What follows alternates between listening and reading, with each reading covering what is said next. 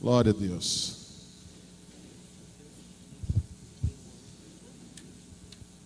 Eu quero começar nessa noite falando rapidamente sobre os últimos acontecimentos. Nossa geração está vendo diante dos seus olhos acontecerem coisas nas nações que são extremamente proféticas e estão determinando exatamente o que está acontecendo nesses últimos dias no reino espiritual.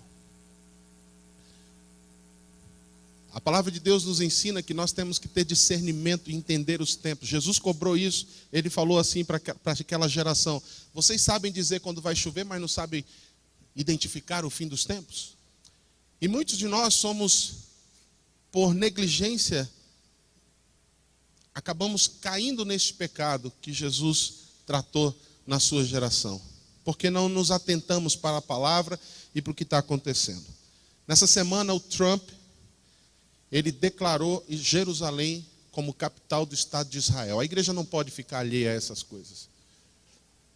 Eu quero, em primeiro lugar, dizer para você que nós, da comunidade evangélica Moriá, apoiamos 1000% esta decisão.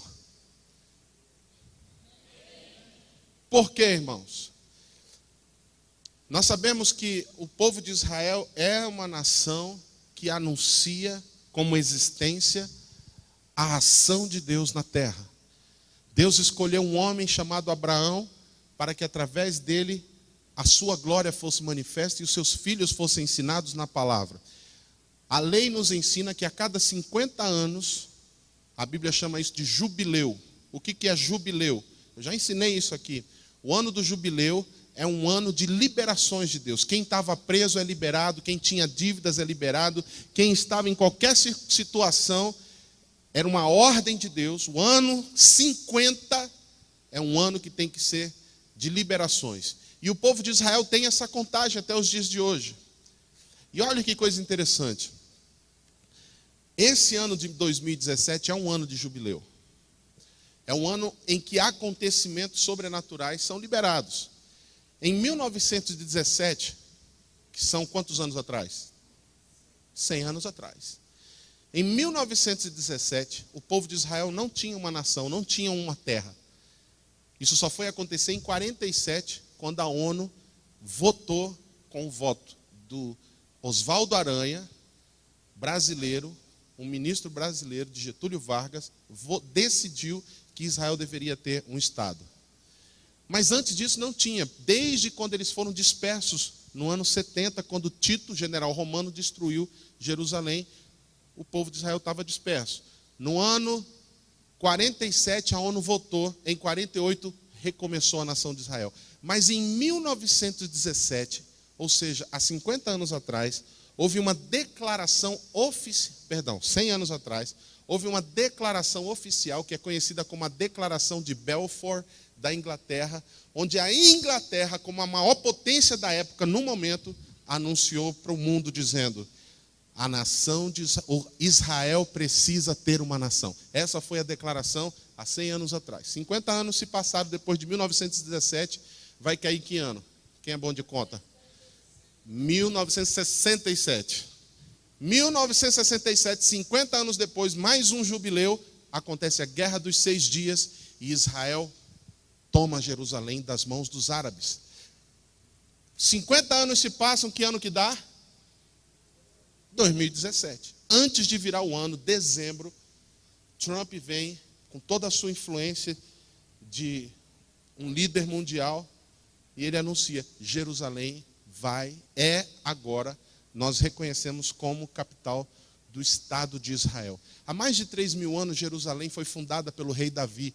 Não existe nos livros, é importante você entender isso, não é isso que eu vou pregar, mas tem a ver com o que eu vou falar. Não existe no Alcorão uma única menção a Jerusalém, irmãos.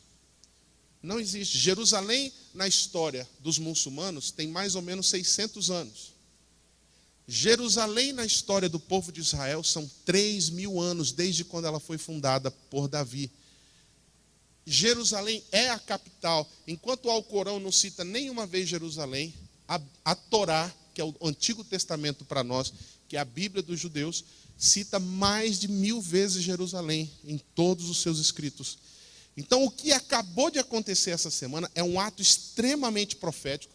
E eu recebi um vídeo filmado lá nos Estados Unidos de um jornalista brasileiro da Globo News dando essa declaração. Eu ouvi ele falando umas informações de que alguns cristãos acreditam que isso está marcando o começo do fim, porque profecias dizem, isso a Globo News dizendo, profecias dizem que antes do Messias voltar, precisa haver um templo. Mas antes do templo ser reconstruído, Jerusalém tem que pertencer 100% ao povo de Israel. Isso é uma declaração jornalística, irmãos. Eu vi uma outra declaração de um árabe, numa entrevista, discutindo com outros muçulmanos e apoiando que Jerusalém pertence. Nós somos muito enganados pelo que a mídia passa.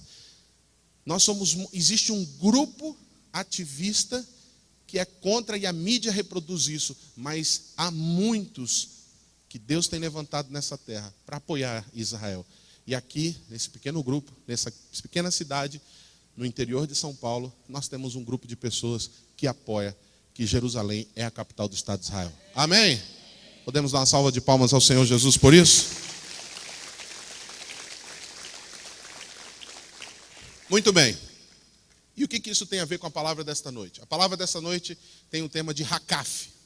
Essa palavra eu ministrei com uma outra perspectiva há alguns anos atrás. E o Espírito Santo me levou para ela de novo. E essa palavra Hakaf está presente em 3 passagens bíblicas. A primeira passagem bíblica que ela está presente está em Gênesis capítulo 1, versículos 1 e 2, que diz assim: e a terra, e Deus criou os céus e a terra era sem forma e vazia. E o Espírito de Deus, Hakaf, sobre a face das águas. Essa palavra Hakaf em Gênesis 1, 2, significa trazer descanso, trazer refrigério, trazer quietude, fazer ficar quieto. A palavra Hakaf, o primeiro significado dela, que está traduzido para nós, na nossa língua como pairava, significa o Espírito de Deus gerava quietude no meio do caos. Só aqui já dava uma mensagem, porque uma das obras poderosas do Espírito Santo na nossa vida é gerar quietude no meio do caos. A palavra caos, a palavra sem forma, vazia, que aparece em Gênesis, significa confusão, destruição, caos total. Mas no meio do caos, o Espírito Santo faz um Hakaf. Quantos creem nisso? Mas um segundo significado está em Deuteronômio capítulo 32, versículo 11. Que o texto, eu não vou ler agora, depois a gente vai voltar. E esse significado é vigiar. Quando o profeta, sendo usado por Deus, diz que Deus vigia sobre Israel, Deus cuida de Israel, Deus desperta Israel e Deus paira, Hakaf, num sentido de olhar para você, vigiar, observar você. E em último lugar, eu falei Deuteronômio 32, 11, que é o sentido de observar. No terceiro significado da palavra Hakaf é chacoalhar, tremer. Está em Jeremias 23, 9, depois nós vamos ler, que significa fazer um chacoalhão. De forma que Hakaf significa descanso, vigilância e chacoalhão. Diga comigo, descanso, vigilância e chacoalhão.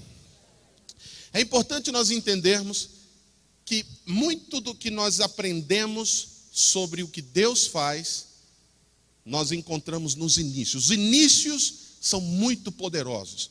Os inícios na palavra de Deus, eles servem para nos apontar verdades profundas, às vezes escondidas, que precisam ser descobertas e reveladas. Quando nós queremos aprender alguma verdade sobre a palavra de Deus, nós precisamos, além de outras buscas, buscar o início e saber o que diz lá no começo. E lá no começo, essa palavra mostra como Deus trabalha nas nossas vidas, como Deus trabalha no universo, como é a forma de Deus trabalhar. Diga comigo, Deus trabalha na quietude, vigiando e chacoalhando.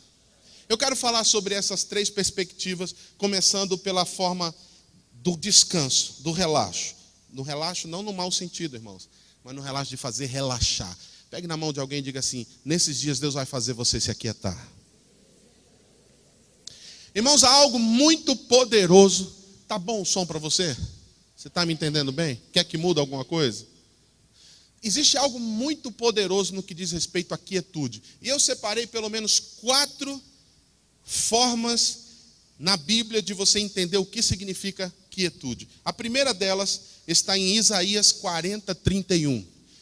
Isaías capítulo 40, versículo 31, nos mostra o que significa. Nós conhecemos esse texto, mas os que esperam no Senhor, essa palavra pode ser entendida por descanso, por quietude, mas os que se aquietam no Senhor, o que vai acontecer? Diga, renovarão suas forças. A primeira ação da quietude é que na quietude tem força. Você não é forte quando você faz. Você não é forte quando você recebe a bênção. Você não é forte quando você tem aquela sensação de que, mas eu tenho que fazer algo, você corre atrás disso, corre atrás daquilo. Você é forte quando no meio do caos, você sabe sossegar. E como isso é difícil para alguns irmãos, como isso é difícil para algumas pessoas, sossegar no meio do caos. É fácil sossegar quando tudo vai bem. É fácil ficar quieto quando as coisas acontecem do jeito que eu espero. É fácil sossegar quando tudo está acontecendo conforme eu tinha planejado. O problema é sossegar quando meu filho está doente. O problema é ficar quieto quando eu não tenho dinheiro suficiente para pagar as contas que eu preciso. O problema é ficar quieto quando tudo diz que não. Mas eu não posso deixar de entender que é na quietude que está a minha força. Um texto que me intriga profundamente está em Isaías 30, 15. Olha o que diz Isaías capítulo 30, versículo 15. Pois assim diz quem, irmãos? Pode dizer mais forte? Quem que diz? O Santo de Israel, voltando e descansando, sereis salvos. No sossego, diga, no sossego e na confiança está a vossa força. Agora, a parte final é que é complicado. O que diz lá? Mas você não quis. Quando que eu não quis, Deus, a tua força? Quando que eu não quis? Eu muitas vezes orei, Deus me fortalece. Deus me dá da tua graça, me dá do teu poder. Quando eu não quis ser forte?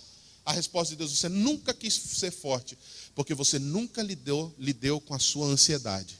Porque a sua ansiedade é o oposto do sossego. E essa ansiedade rouba a minha paz, rouba a tua fé no teu coração e rouba o que eu quero fazer na sua vida. Você não quis ser forte quando você não soube descansar. Você não quis ser forte quando você não se aquietou, quando você não sossegou. Faz sentido para você, irmãos? Diga comigo, no aquietar a força. Mas há muitos irmãos que se debatem amargamente, desesperadamente, diante dos desafios, diante das circunstâncias que nos acontecem. E eu creio que Deus está permitindo algumas coisas na vida de alguns irmãos acontecerem, para nos ensinar nada mais do que o sossego. Deus quer te fazer forte nesses dias, mas precisa haver descanso, precisa haver quietude, precisa haver sossego. Quem está entendendo? Mas há uma segunda perspectiva sobre o descanso. Está em Salmo 46, 10, que vocês conhecem muito bem, que diz assim: aquietai-vos. Pode dizer mais forte? Aquietai-vos. Ah, tá, eu pensei que você ia continuar o texto. Então repete depois de mim. Aquietai-vos e sabei que o Senhor é Deus. Você só pode saber que Deus é Deus quando você se aquieta. A segunda verdade é essa: a revelação de quem Deus é e do que Deus faz só vem na minha vida quando eu me aquieto. Só acontece na minha vida quando eu sossego. Só experimento quem é Deus e como Deus pode fazer na minha vida quando eu entro no descanso. A palavra de Deus diz que Deus dá aos seus amados enquanto dormem. Porque tem gente que só consegue só consegue descansar enquanto dorme. E é no descanso que vem a tua força e vem a revelação de quem Deus é. Às vezes a pessoa vive acordada, o tempo todo que está acordado está ansioso.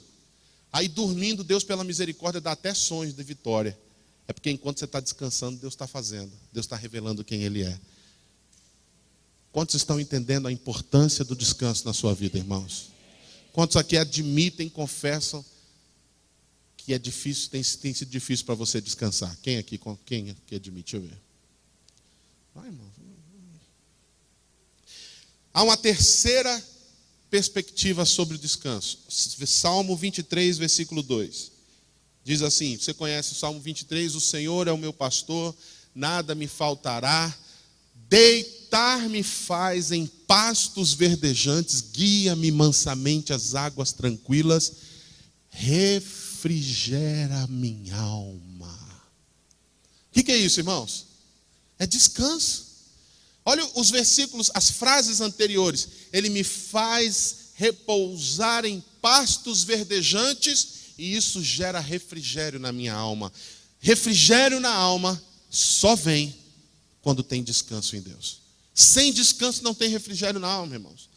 Tem pessoas que buscam refrigério na alma no dinheiro, buscam refrigério na alma em viagens, buscam refrigério na alma em amizades, em churrascos, em estar fazendo sempre alguma coisa, mas depois que passa alguma coisa, a alma continua esgotada, a alma continua cansada, a alma continua exausta, a alma continua sedenta, porque a única coisa que traz refrigério para a alma de alguém é o descanso no Senhor. Ele me faz repousar em pastos verdejantes e isso refrigera a minha alma. Quantos estão precisando de refrigério na alma nesses dias? O Senhor está te dando o caminho, é o descanso nele, é sossegar nele, é se aquietar nele, é esperar nele. Quarto, o descanso determina a vitória. Diga comigo, descanso determina a vitória.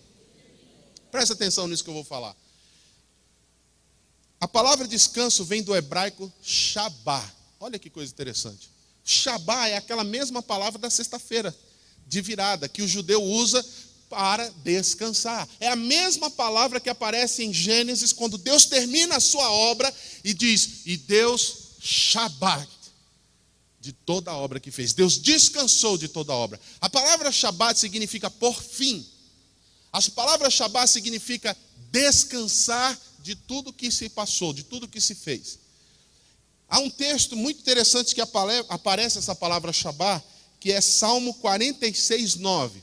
Em Salmo 46, 9 diz assim que o Senhor Shabat a guerra.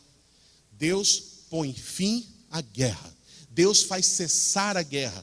Essa palavra é Shabá, que aparece cessar. E o que acontece quando você está numa guerra e essa guerra acaba?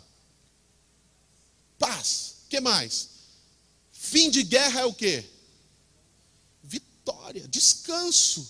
A vitória é determinada quando você descansa. Para pensar nisso. A vitória na sua vida não é determinada quando você conquista o troféu. Não é determinada quando você adquire o que você queria. A vitória não acontece quando a resposta vem. A vitória acontece quando você descansa. Já ficou estabelecida a vitória. Eu quero te mostrar um texto que você vai reconhecer. Ana queria um filho.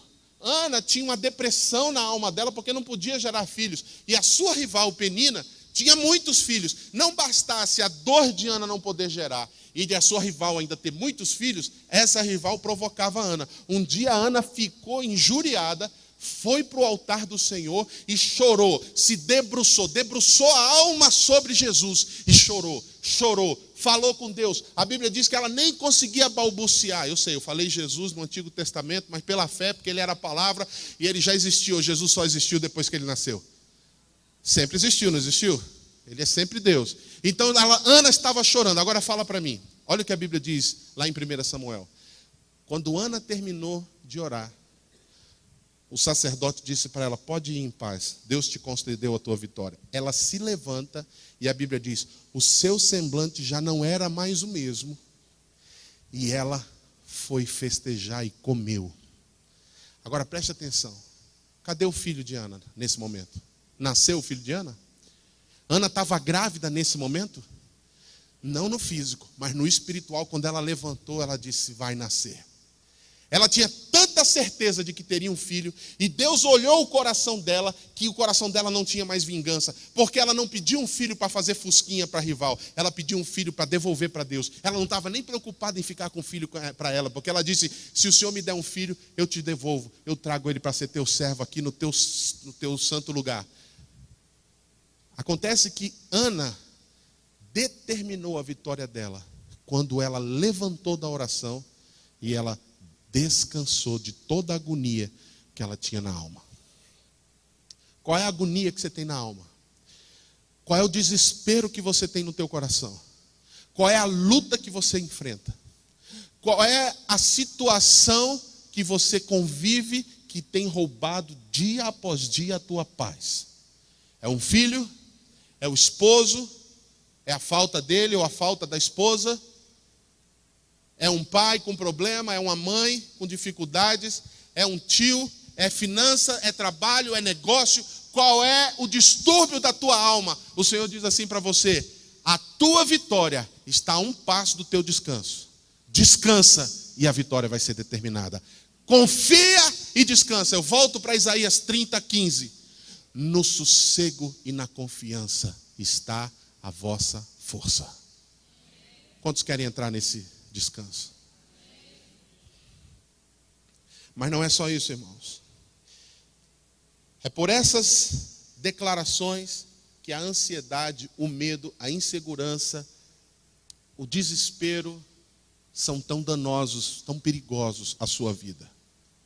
Muitos não conseguem viver uma vida de comunhão com Deus porque a ansiedade o domina.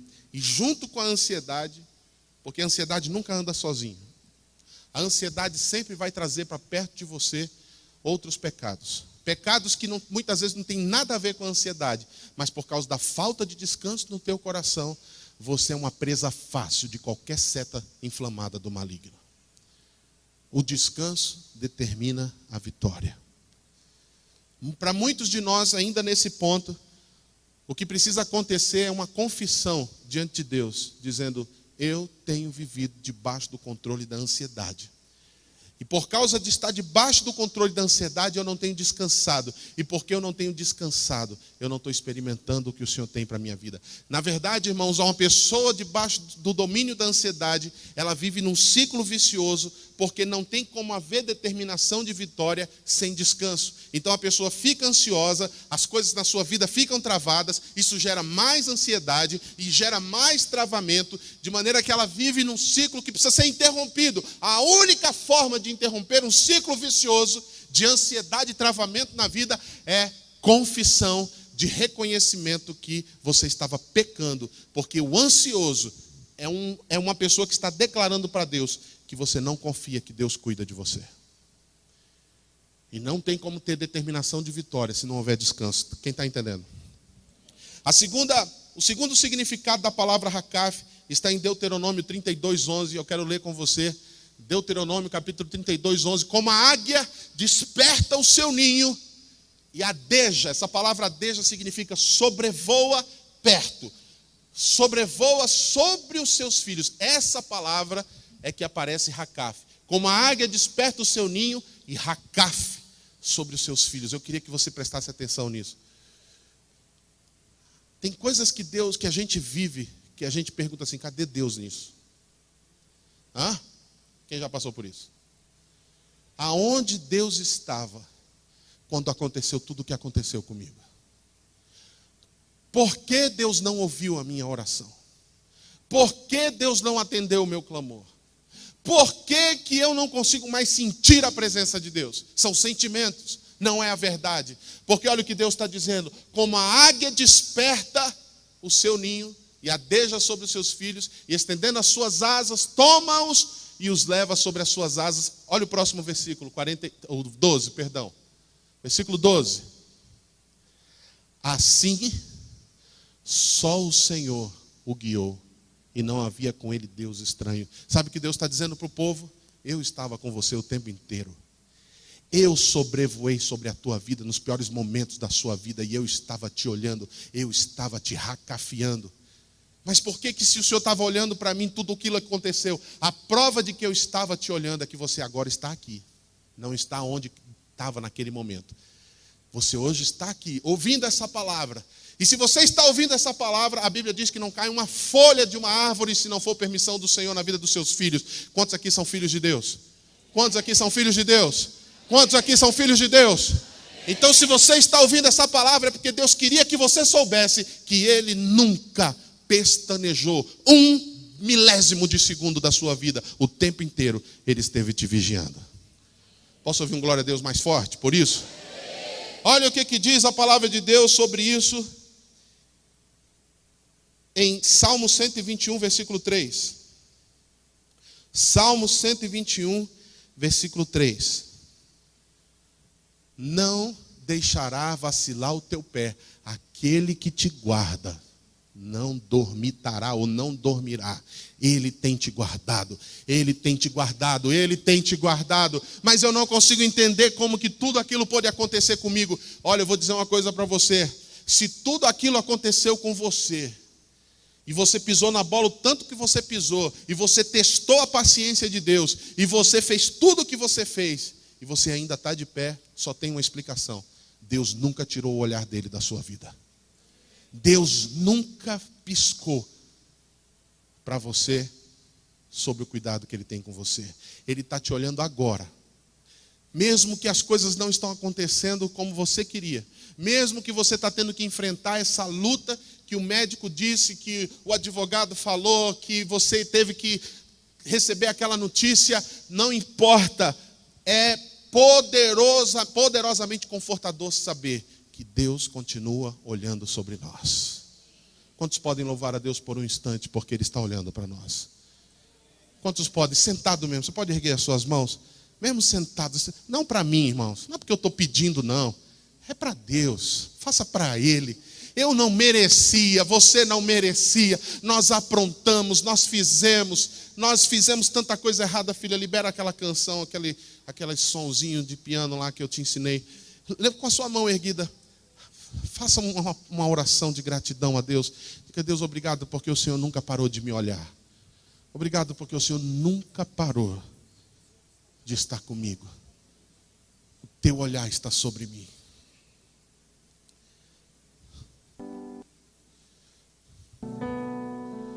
Aleluia. Aleluia. Aleluia. Aleluia. Olha, irmãos, eu não sou tão velho assim, mas já tenho idade suficiente para ter tido algumas experiências de vida com Deus. Os piores momentos da minha vida, momentos como, por exemplo, quando eu estava no interior da Bahia, lembra? Uma semana de pregação há 14 anos atrás. Quantos anos a Letícia tinha? 14 anos atrás. Era uma tarde e meu sogro me liga. Kelner, a Letícia está com meningite. Você lembra desse dia? Estava no hospital. Não se sabia se era bacteriano ou viral. Imediatamente, quando eu recebi a notícia, eu peguei o telefone para tentar remarcar a viagem que só ia acontecer no fim da semana. Eu tinha ministração naquela noite, era um seminário que a gente estava dando lá sobre louvor e adoração.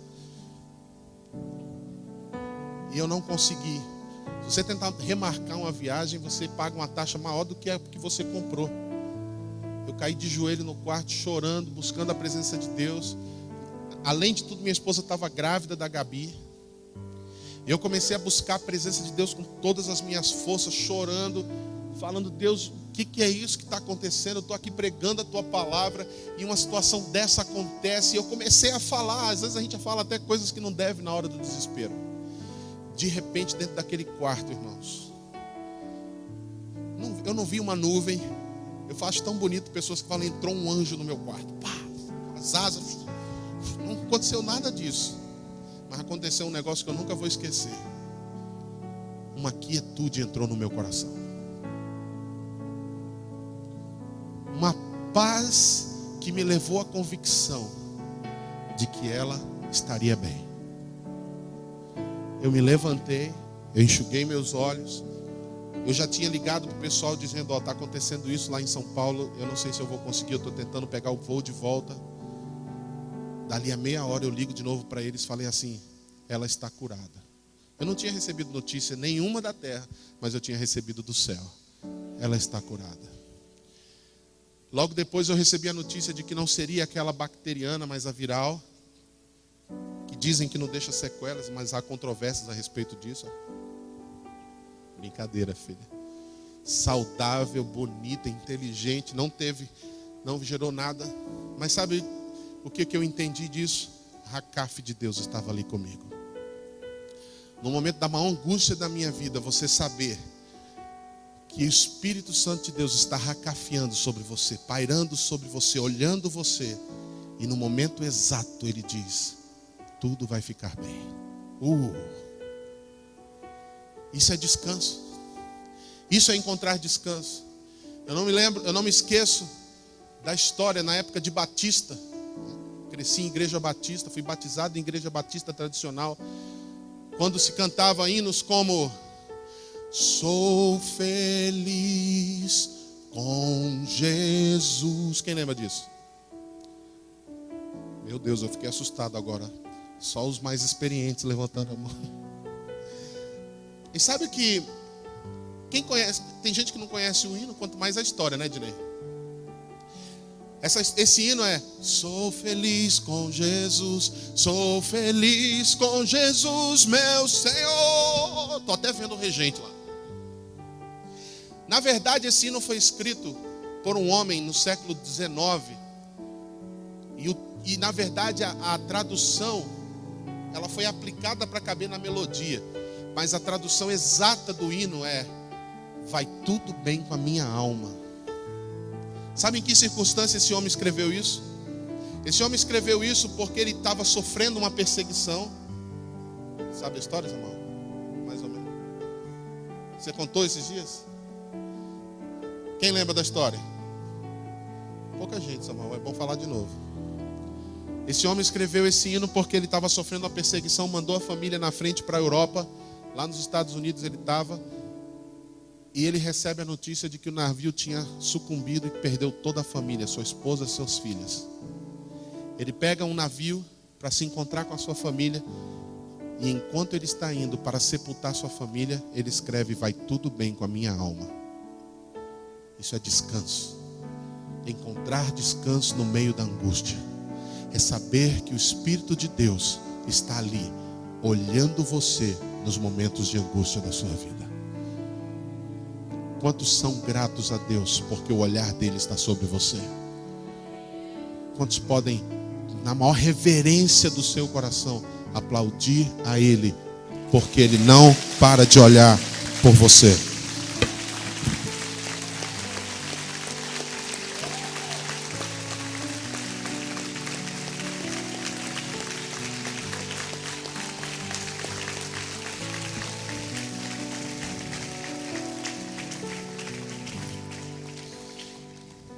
Eu gosto de pensar que enquanto o Espírito de Deus pairava sobre a face das águas no meio do caos, era como se Ele estivesse dizendo, com as suas asas estendidas, agora você está seguro, agora vai ficar tudo bem. Eu imagino o Espírito Santo, o que ele estava fazendo, pairando sobre essa face das águas, racafiando sobre a face das águas, com suas asas estendidas. Eu acredito que Ele gerava com palavras poderosas, o caos vai passar, as trevas vão cessar, a angústia vai acabar, a destruição vai cessar, toda a confusão vai acabar.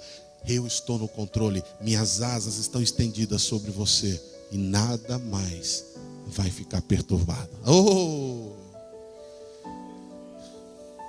Quantos estão ouvindo nessa noite essa palavra para o que você está vivendo? Quantos podem ouvir o Espírito Santo dizer para você assim, eu estou olhando você.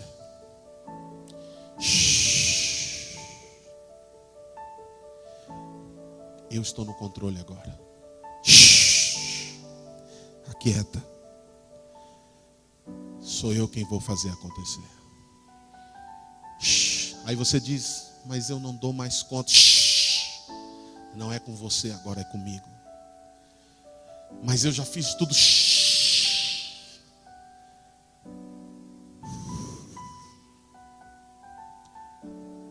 Vou parar de fazer isso, que já tem quase gente dormindo aqui fazendo. Shhh. Shhh. Pegue na mão de alguém assim, Deus nunca para de olhar você.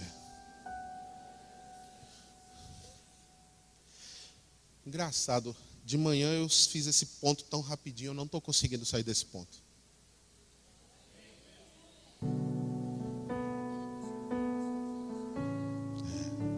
Salmo 91 diz que Ele nos cobre com as suas asas, Ele nos cobre com as suas penas e debaixo das suas asas eu estarei seguro.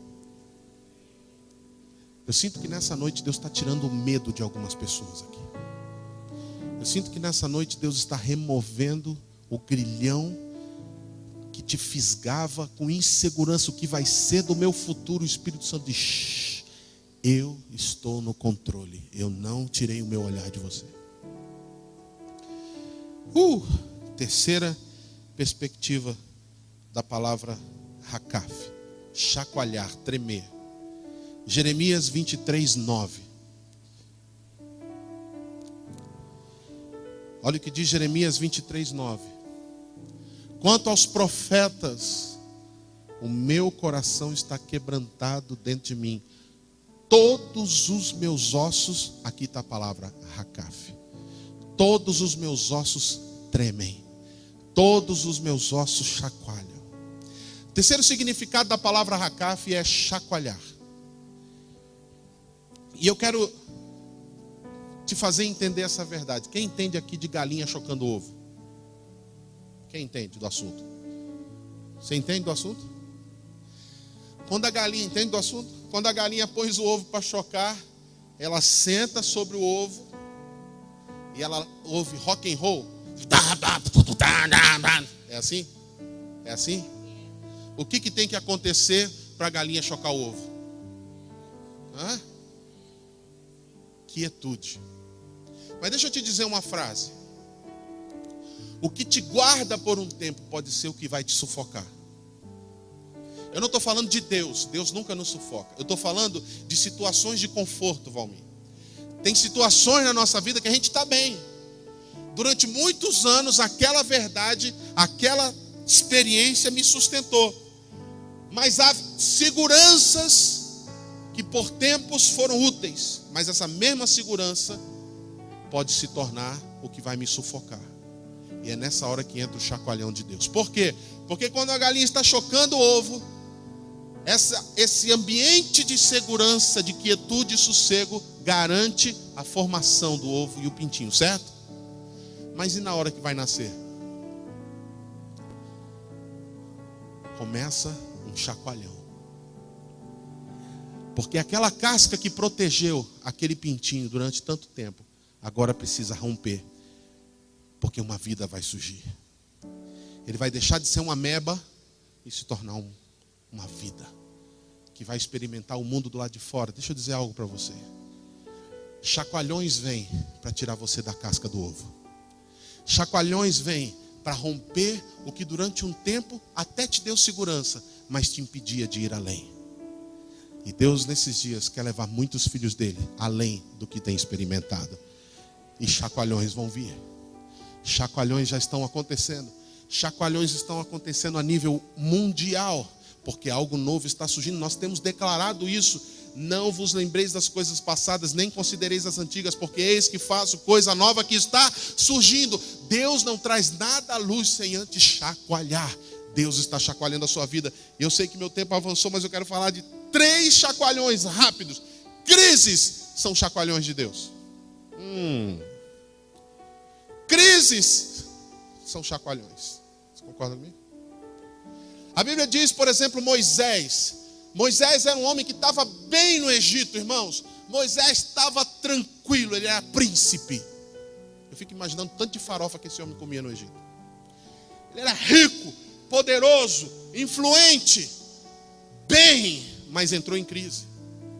A crise dele de dentro para fora, porque há chacoalhões que se revelam como crises, são chacoalhões que acontecem de dentro para fora. Dentro dele, ele falava: eu sou hebreu, mas eu fui criado pelos egípcios, mas eu tenho uma origem hebraica, mas eu tenho tudo no Egito. E um dia ele vai para fora, a crise leva Moisés do lado de fora, e quando ele chega do lado de fora, a primeira coisa que ele vê, revela o que está dentro dele: um egípcio brigando com um israelita. Porque o que a gente tem aqui dentro é o que se reflete diante de nós. E a Bíblia diz que Moisés vai lá e mata o egípcio, já anunciando qual era a escolha que ele ia fazer. Eu sinto no meu espírito que tem gente que precisa matar egípcio aqui, irmãos. Se você levar isso ao pé da letra, eu vou preso. Eu estou falando que tem muita gente que precisa tomar uma decisão e parar de ficar com um pé num canto, outro no outro. E enterrar de vez o que ficou para trás e seguir adiante no que Deus tem para a sua vida. Moisés estava em crise, mas crises são chacoalhões de Deus. Por quê? Porque Moisés logo se tornaria o salvador daquela nação. Um homem usado por Deus para tirar a nação de Israel da escravidão.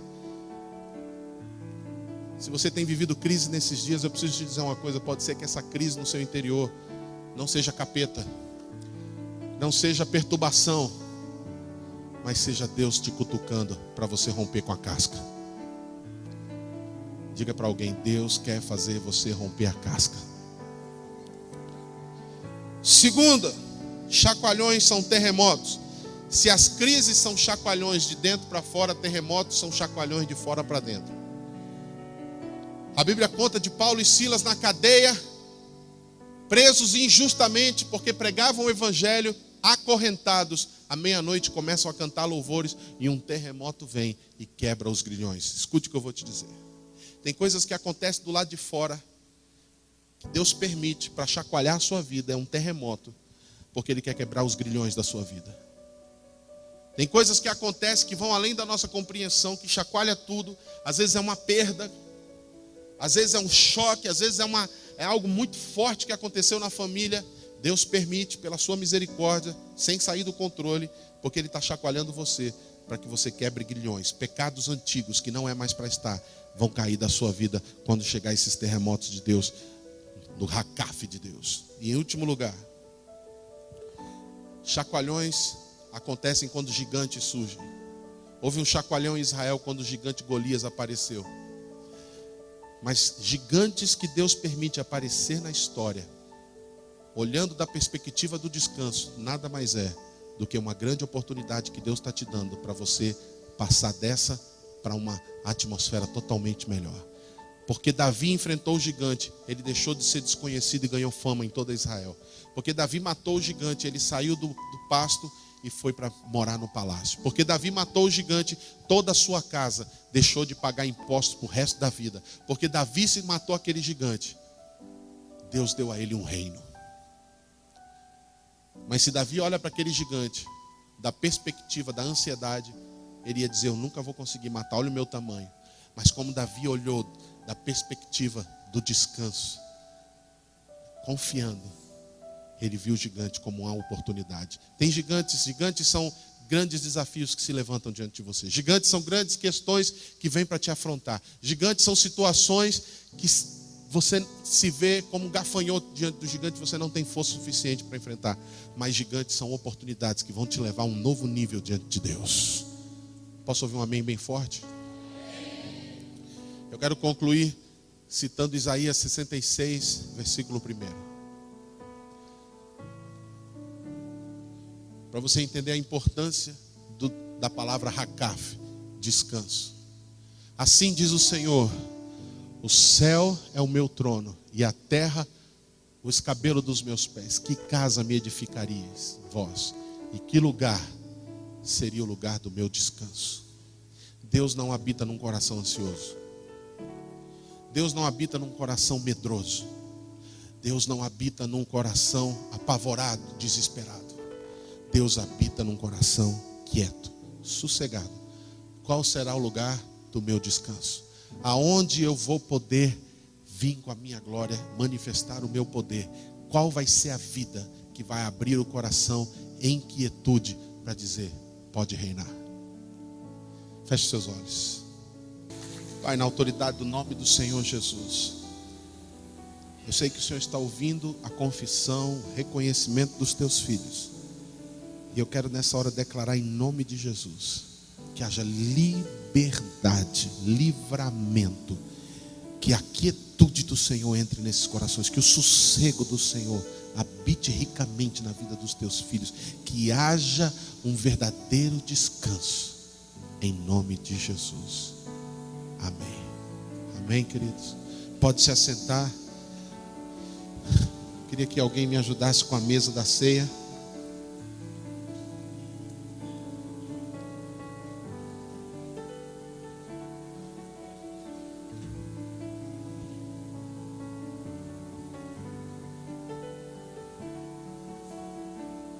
Vou chamar os pastores aqui para me ajudarem.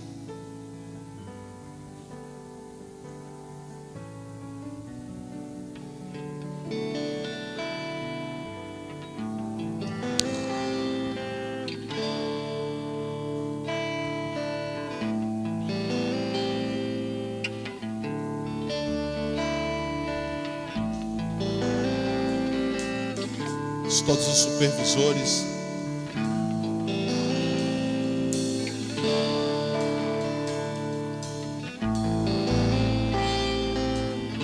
reconheço que fizestes em mim por tua graça. Eu sou livre, fui curado, tudo novo já se fez.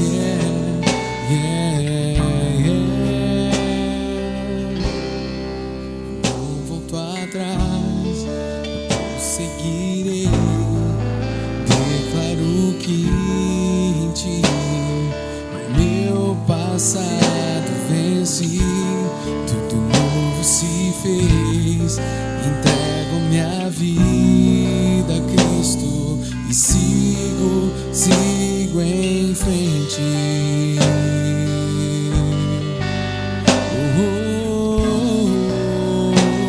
à medida que você for recebendo, se você puder ficar em pé. Me erguestes com o poder de tuas mãos, outra chance me destes. Aleluia, aleluia, yeah, yeah, yeah, yeah, yeah. Não volto atrás, prosseguirei.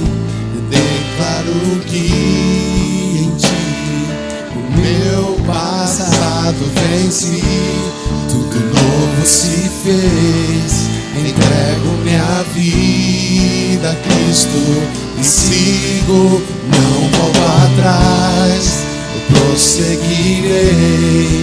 Declaro que em ti o meu passado venci, tudo novo se fez. Entrego minha vida a Cristo e sigo em frente.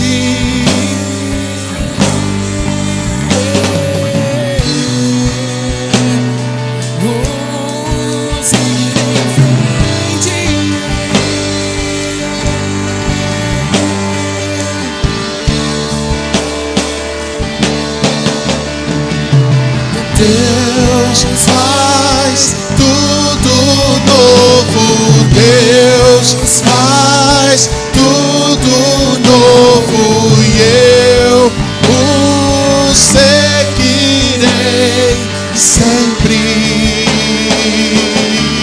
Deus faz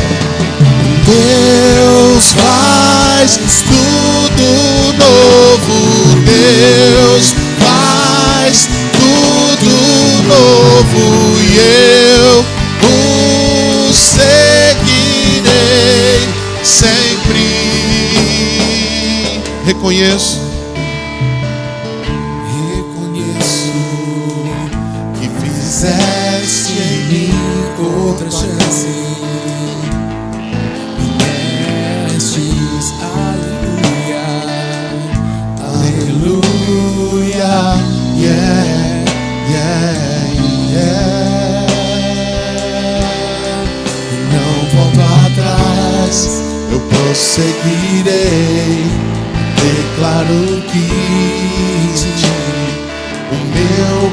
passado venci, tudo novo se fez.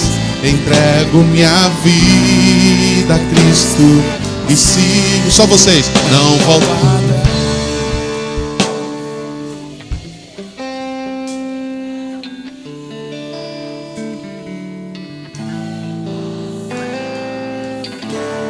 Tudo novo, entrego. Vamos mais uma vez, eu queria ouvir um pouco mais forte. Sigo, não volto a...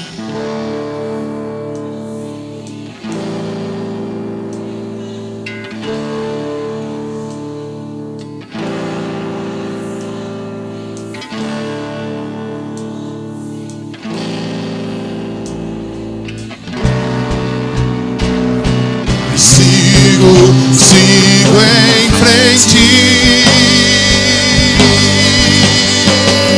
Eu sigo em frente, Deus.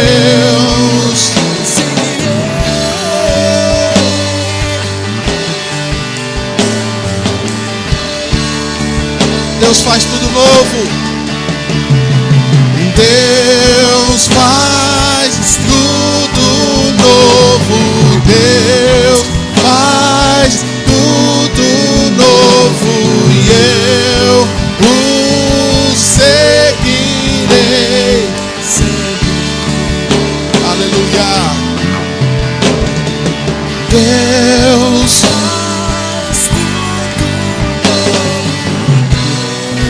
faz tudo novo e eu o seguirei. Pastor Maurílio vai abençoar os elementos para nós participarmos. Obrigado, Senhor. Mais uma vez é uma experiência inédita na nossa vida. Como quando podemos ter nas mãos o símbolo daquilo que significa muito na nossa vida. É a redenção dos nossos pecados, é o livramento da morte para a vida eterna. É o sacrifício do teu Filho Jesus.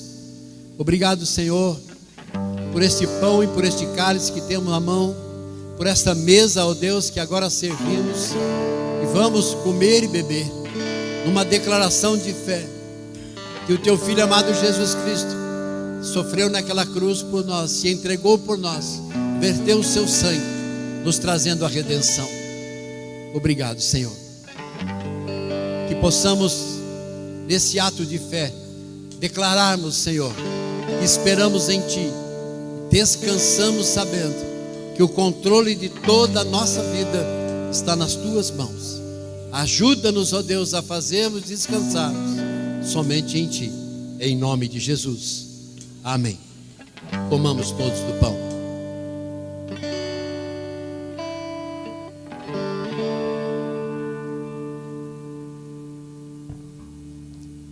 Pode tomar do cálice.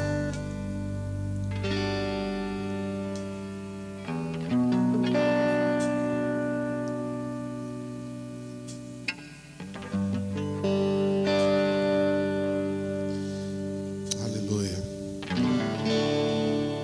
Diga mais uma vez: Deus faz tudo novo. Deus faz.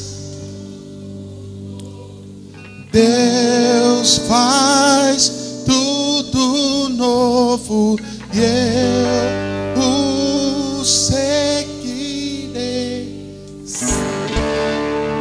Aleluia. Senta um pouquinho, queridos. Só um pouquinho. Que o Senhor te abençoe e te guarde. Que o Senhor faça resplandecer o rosto dele sobre ti. Que o Senhor tenha misericórdia de ti. Que o Senhor faça brilhar a luz dele sobre a tua vida e te dê a paz. Amém. Uma salva de palmas ao Senhor Jesus bem forte. Não saia sem abraçar. Solta uma canção aí, ô Fê, manda ver aí.